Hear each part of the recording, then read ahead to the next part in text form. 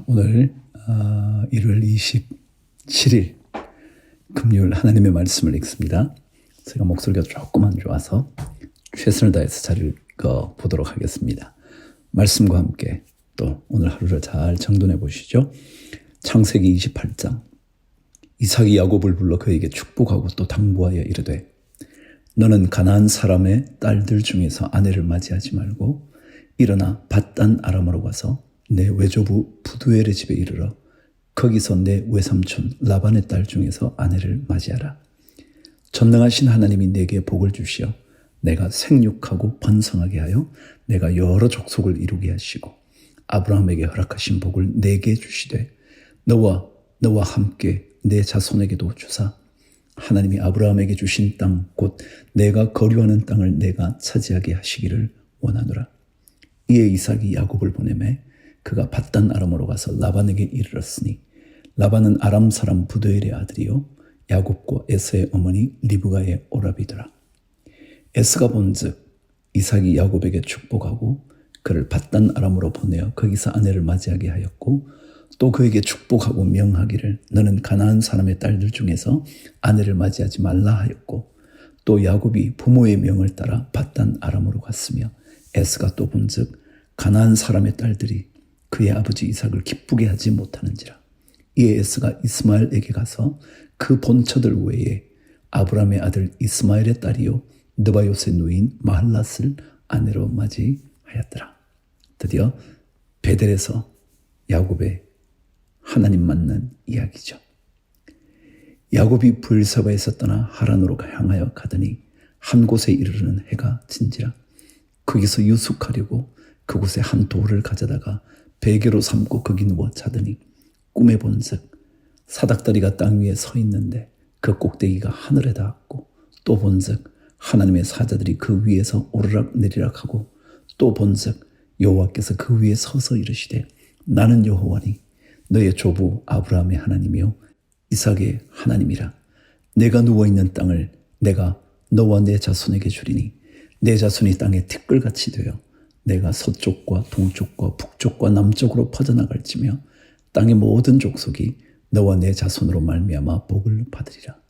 내가 너와 함께 있어 내가 어디로 가든지 너를 지키며 너를 이끌어 이 땅으로 돌아오게 할지라. 내가 네게 허락한 것을 다 이루기까지 너를 떠나지 아니하리라 하신지라. 야곱이 잠이 깨어 이르되 여호와께서 과연 여기 계시거늘 내가 알지 못하였도다.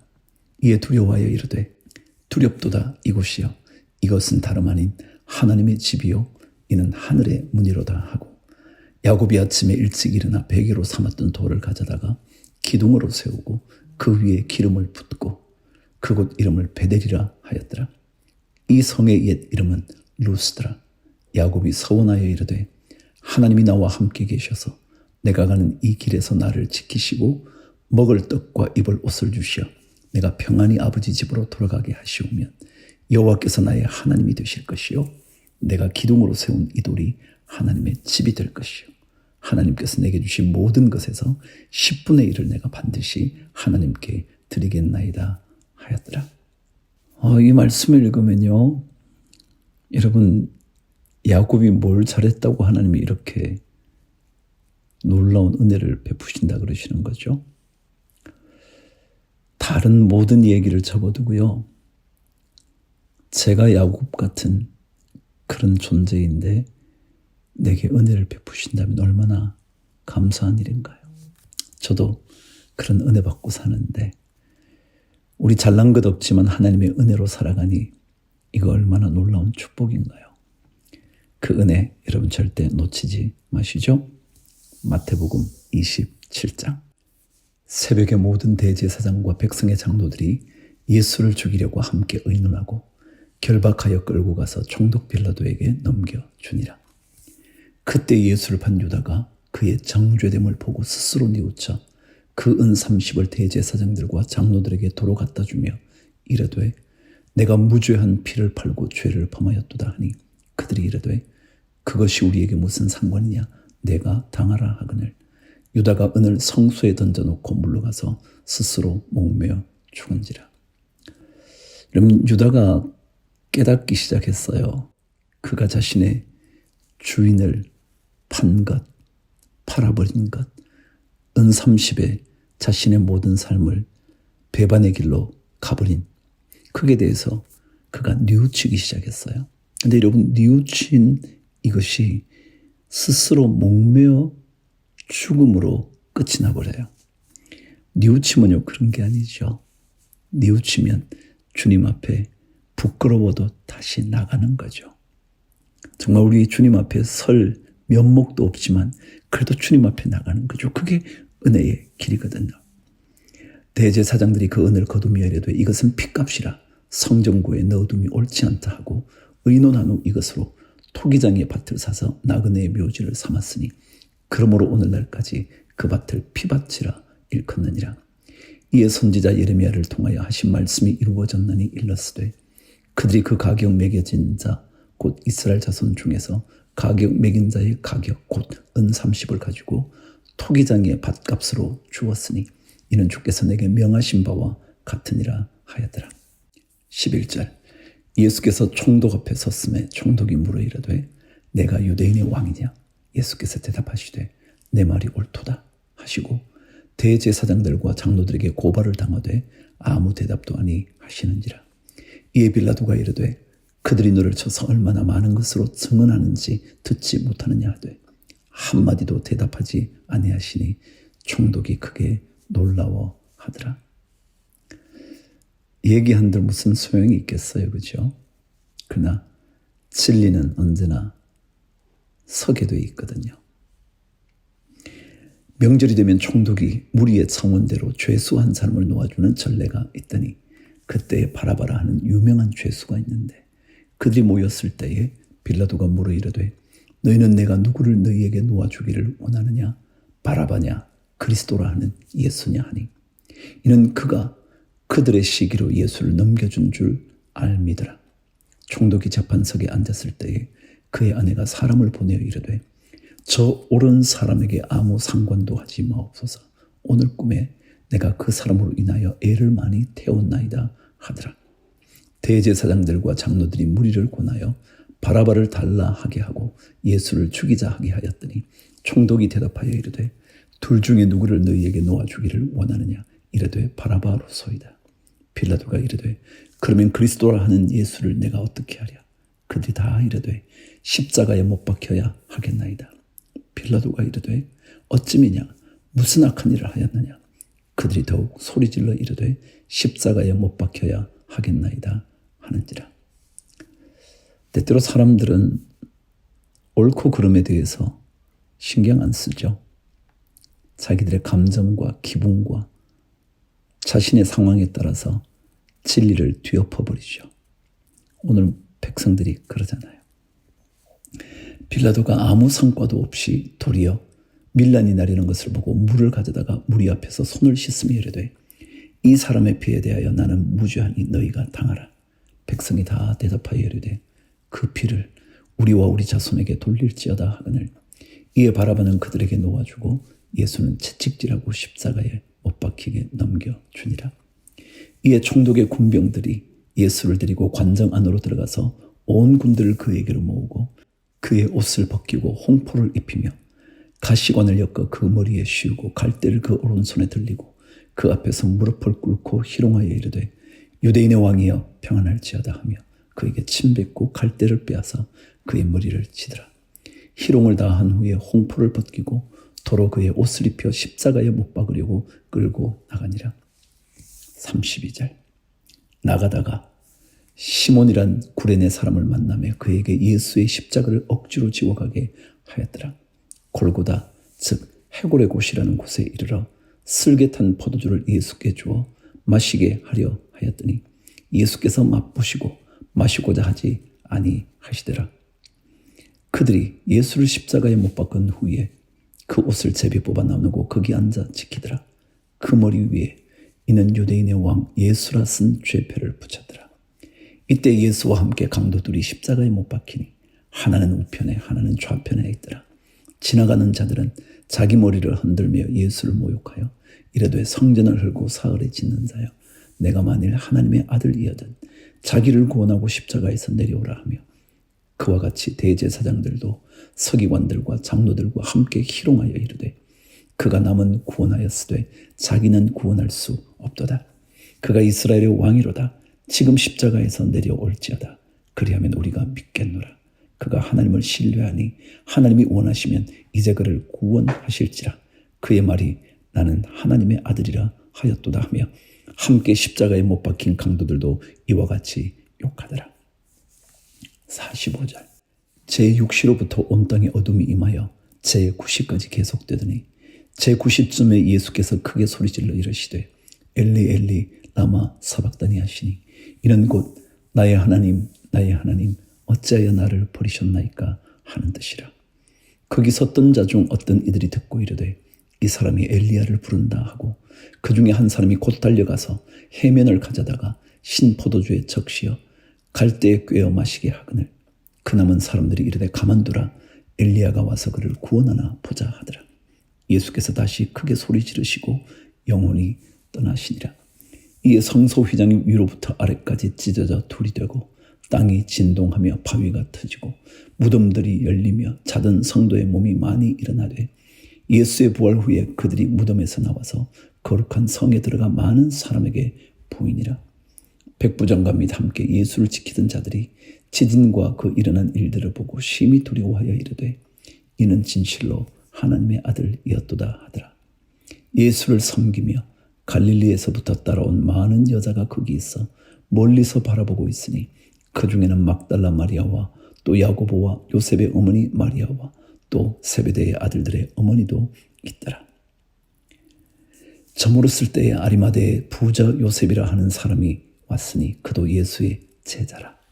빌라도에게 가서 예수의 시체를 달라 하니 이에 빌라도가 내주라 명령하거늘 요셉이 시체를 가져다가 깨끗한 세마포로 사서 바위 속에 반짝이 새 무덤에 넣어두고 큰 돌을 굴려 무덤 문에 놓고 가니 거기 막달라 마리아와 다른 마리아가 무덤을 향하여 앉았더라.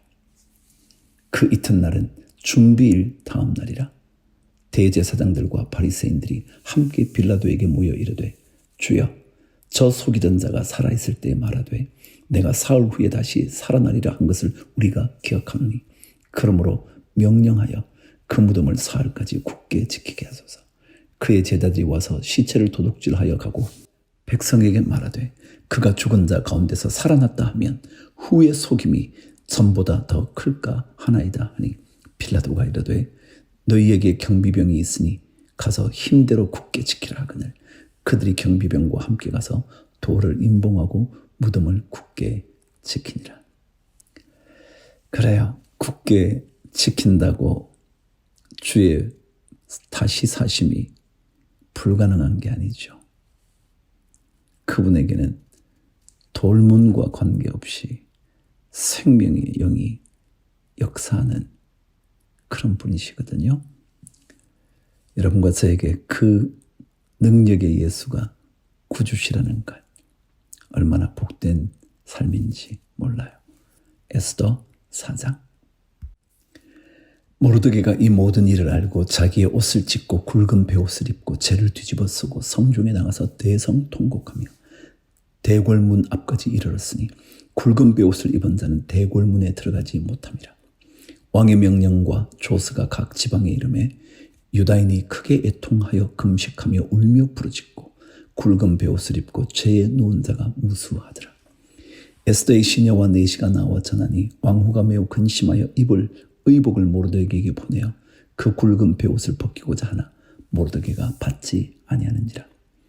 에스더가 왕의 어명으로 자기에게 가까이 있는 내시 하닥을 불러 명령하여 모르드게에게 가서 이것이 무슨 일이며 무엇 때문인가 알아보라 하매 하닥이 대궐 문 앞 성중 광장에 있는 모르드게에게 이르니 모르드게가 자기가 당한 모든 일과 하만이 유다인을 멸하려고 왕의 금고에 바치기로 한 은의 정확한 액수를 하닥에게 말하고 또 유다인을 진멸하라고 수산궁에서 내린 조서 초본을 하닥에게 주어 에스더에게 보여 알게 하고 또 그에게 부탁하여 왕에게 나아가서 그 앞에서 자기 민족을 위하여 간절히 구하라 하니 하닥이 돌아와 모르드게의 말을 에스더에게 알림해 에스더가 하닥에게 이르되 너는 모르드게에게 전하기를 왕의 신하들과 왕의 각 지방 백성이 다 알거니와 남녀를 막론하고 부름을 받지 아니하고 안뜰에 들어가서 왕에게 나가면 오직 죽이는 법이요 왕이 그 자에게 금규를 내밀어야 살 것이라. 이제 내가 부름을 입어 왕에게 나가지 못한 지가 이미 30일이라 하라 하니라. 그가 에스더의 말을 모르드게에게 전하매 모르드게가 그를 시켜 에스더에게 회답하되 너는 왕궁에 있으니 모든 유다인 중에 홀로 목숨을 건지리라 생각하지 말라. 이때 내가 만일 잠잠하여 말이 없으면 유다인은 다른 데로 말미암아 노임과 구원을 얻으려니와 너와 내 아버지 집은 멸망하리라. 내가 왕후의 자리를 얻은 것이 이때를 위함이 아닌지 누가 알겠느냐 하니 에스더가 모르드게에게 회답하여 이르되 당신은 가서 수산에 있는 유다인을 다 모으고 나를 위하여 금식하되 밤낮 3일을 먹지도 말고 마시지도 마소서. 나도 나의 시녀와 더불어 이렇게 금식한 후에 규례를 어기고 왕에게 나아가리니 죽으면 죽으리이다 하니라. 모르드게가 가서 에스더가 명령한 대로 다 행하니라. 오늘 말씀 중에 이 말씀을 제가 늘 마음에 새기고 있죠. 내가 만일 잠잠하여 말이 없으면 유다인은 다른 데로 말미암아 노임과 구원을 얻으려니와 너와 내 아버지 집은 멸망하리라. 내가 왕후의 자리를 얻은 것이 이때를 위함이 아닌지 누가 알겠느냐. 여러분, 하나님은 저 아니어도 누구를 통해서든지 하나님의 놀라운 역사를 이루실 수 있어요. 정말 저 아니어도 구원의 역사를 일으키실 수 있단 말이죠. 그렇다면 진짜 내가 하나님 앞에 쓰임받고 있다는 자체가 얼마나 큰 영광이고 복인지 정말 정성을 다해서 충성스럽게 일하는 일꾼 돼야 하지 않을까 늘 그렇게 생각하면서 목회를 합니다. 자, 오늘 사도행전 27장 드디어 사도 바울이 로마로 가게 됩니다. 우리가 배를 타고 이달리아에 가기로 작정되매 이달리아가 어디죠? 네, 로마가 있는 곳이죠. 그죠? 바울과 다른 죄수 몇 사람을 아구스도 대의 백부장 율리오란 사람에게 맡기니 아시아 해변 각처로 가려 하는 아드라무테노 배에 우리가 올라 항해할세 마게도냐의 데살로니가 사람 아리스다고도 함께 하니라. 이튿날 시돈에 되니 율리오가 바울을 친절히 대하여 친구들에게 가서 대접받기를 허락하더니 또 거기서 우리가 떠나가다가 맞바람을 피하여 구브로 해안을 의지하고 항해하여 길리기아와 밤빌리아 바다를 건너 루기아의 무라시에 이르러 거기서 백부장이 이달리아로 가려 하는 알렉산드리아 배를 만나 우리를 오르게 하니 배가 더디가 여러 날 만에 간신히 니도 맞은편에 이르러 풍세가 더 허락하지 아니하므로 살몬의 앞을 지나 그레데 해안을 바람막이로 항해하여 간신히 그 연안을 지나 미항이라는 곳에 이르니 라세아 시에서 가깝더라. 9절 여러 날이 걸려 금식하는 절기가 이미 지났으므로 항해하기가 위태한지라.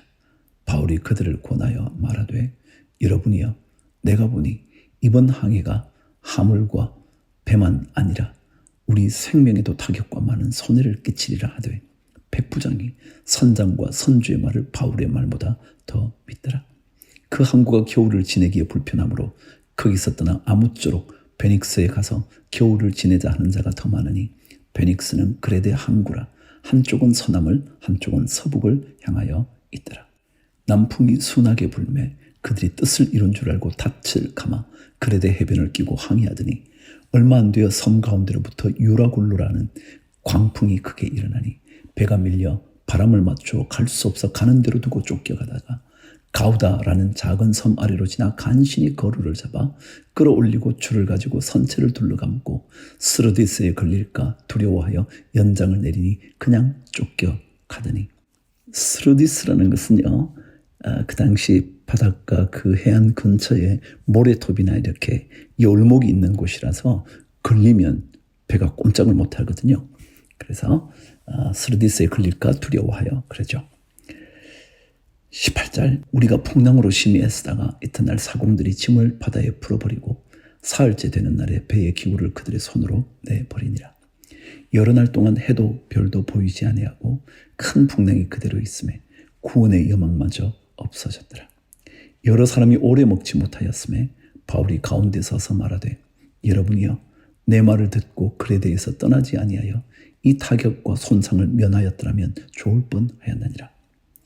내가 너희를 고나누니 이제는 안심하라. 너희 중 아무도 생명에는 아무런 손상이 없겠고 오직 배뿐이리라. 내가 속한 바 곧 내가 섬기는 하나님의 사자가 어젯밤에 내 곁에 서서 말하되 바울아 두려워하지 말라. 내가 가이사 앞에 서야 하겠고 또 하나님께서 너와 함께 항의하는 자를 다 내게 주셨다 하였으니 그러므로 여러분이여 안심하라. 나는 내게 말씀하신 그대로 되리라고 하나님을 믿노라. 그런즉 우리가 반드시 한 섬에 걸리리라 하더라. 제가 여러분과 자주 말씀을 나눈 부분 중에 하나가 이게 나는 내게 말씀하신 그대로 되리라. 그렇게 나는 하나님을 믿는다. 여러분 그렇게 믿으면 하나님의 더 놀라운 역사가 우리에게 이루어집니다. 27절 열나흘째 되는 날 밤에 우리가 아드리아 바다에서 이리저리 쫓겨가다가 자정쯤 되어 사공들이 어느 욕지에 가까워지는 줄을 짐작하고 물을 재어보니 20길이 되고 조금 가다가 다시 재니 15길이라. 암초에 걸릴까요? 고물로 닷넷을 내리고 날이 새기를 고대하니라. 사공들이 도망하고자 하여 이물에서 닷을 내리는 채하고 거룻배를 바다에 내려놓거늘 바울의 백부장과 군인들에게 이르되 이 사람들이 배에 있지 아니하면 너희가 구원을 얻지 못하리라 하니 이에 군인들이 거룻줄을 끊어 떼어 버리니라. 날이 새어가매 바울이 여러 사람에게 음식 먹기를 권하여 이르되 너희가 기다리고 기다리며 먹지 못하고 줄인 지가 오늘까지 10나흘인즉 음식 먹기를 권하노니 이것이 너희의 구원을 위하는 것이요 너희 중 머리카락 하나도 잃을 자가 없으리라 하고 떡을 가져다가 모든 사람 앞에서 하나님께 축사하고 떼어 먹이를 시작하며 그들도 다 안심하고 받아 먹으니 배에 있는 우리의 수는 전부 276명이더라. 배부르게 먹고 밀을 바다에 버려 배를 가볍게 하였더니 날이 새매 어느 땅인지 알지 못하나 경사진 해안으로 된 항만이 눈에 띄거늘 배를 거기에 들여다 댈 수 있는가 의논한 후 닷을 끊어 바다에 버리는 동시에 키를 풀어 늦추고 돛을 달고 바람에 맞춰 해안으로 향하여 들어가다가 두 물이 합하여 흐르는 곳을 만나 배를 걸매 이 물은 부딪혀 움직일 수 없이 붙고 고물은 큰 물결에 깨어져 가니 군인들은 죄수가 헤엄쳐서 도망할까요? 그들을 죽이는 것이 좋다 하였으나 백부장이 바울을 구원하려 하여 그들의 뜻을 막고 헤엄칠 줄 아는 사람들을 명하여 물에 뛰어내려 먼저 육지에 나가게 하고 그 남은 사람들은 널조각 혹은 배 물건에 의지하여 나가게 하니 마침내 사람들이 다 상륙하여 구조되니라. 마침내 다 상륙하고 구조받는 거죠. 하나님의 약속하신 거잖아요. 그렇죠? 그렇습니다. 하나님께서 말씀하신 대로 배에 머물러 있으면 그 죽을 것 같잖아요. 풍랑이 너무 치니까 살아날 길이 없을 것 같잖아요. 바다 가운데서. 그런데 남아있으라고 말씀하시면 남아있으면 삽니다. 그게 믿음의 역사를 경험하는 거죠. 자, 여러분 이물은 뭐고 고물은 뭐예요? 다 아시죠? 이물이라는 것은 배의 머리 부분이요. 그래서 선수라 그러죠. 배선자에 머리 숫자를 써서 배머리 그럴 때 우리는 이물이라 그러고요. 고물은요. 배의 뒤쪽 부분이에요. 그래서 배꼬리죠. 배꼬리. 그래서 우리는 배꼬물이라 그러기도 하죠. 한자를 쓰면 꼬리 밑자를 써서 선미라 그래요. 이물은 선수 머리 숫자, 선미는 고물 머리 뒤쪽 부분, 꼬리 부분이라는 거예요. 자, 오늘도 하나님께서 그래도 말씀을 읽게 하셔서 감사합니다. 잠언으로 넘어갑니다. 잠언 27장. 너는 내일 일을 자랑하지 말라. 하루 동안에 무슨 일이 일어났는지 내가 알 수 없음이니라. 정말 그렇죠. 우리는 내일 아니 1시간 뒤 어쩌면 10분 뒤의 일 어쩌면 순식간에 1분 뒤의 일도 모르면서 우리는 자랑하고 살죠. 겸손하게 주님 은혜를 바라며 하루하루 살아가죠. 그러나 이 하루가 우리의 놀라운 미래를 하나님이 준비하고 계신 것 때문에 이 현재가 있다는 것 설교에서 기억하시죠?